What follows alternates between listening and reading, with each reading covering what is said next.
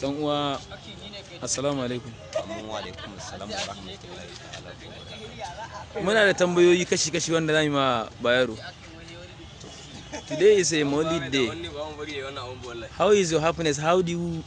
A wannan kuma sai ka yi da Hausa saboda wannan yare ne wanda ka ce ana ganin mutum yare na ba. a gaban kyamara kana Okay. Yau ranar Maulidi sai wannan irin farin ciki kake ciki da annashuwa wanda za ka iya nuna wa mutane.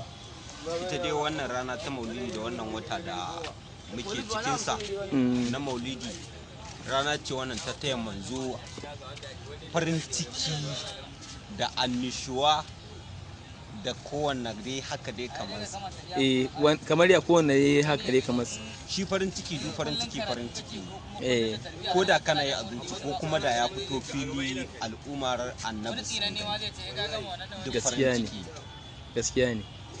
To amma a yanzu haka a cikin wannan ranar da muke ciki a yaya kake jin ka ko in ce a yaya kake jin kanka a cikin farin ciki wanda ya na ji shi a baya kuma yanzu gashi na ƙara ninka shi domin rana ce ta Maulidi babbar rana.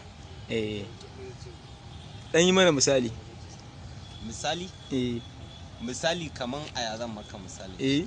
Ka dan misalta mana yaya wannan irin farin cikin kake ji a yanzu. Farin cikin da nake ji dan misalta mana shi.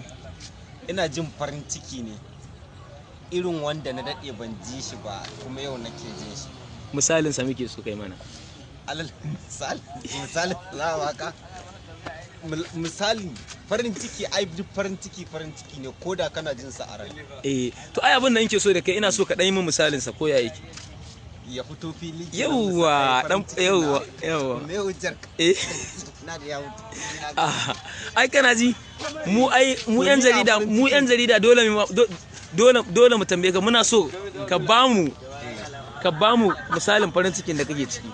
Gaskiya ina jin wannan farin cikin ne tamkar an min kyautar miliyan 100. To ai yanzu ya ma fita to ai har yanzu baka yi mana kenan farin cikin na da nake ji kenan domin shi ma farin ciki ne a ce an maka shikenan malam Bayero gaskiya ne mun gode.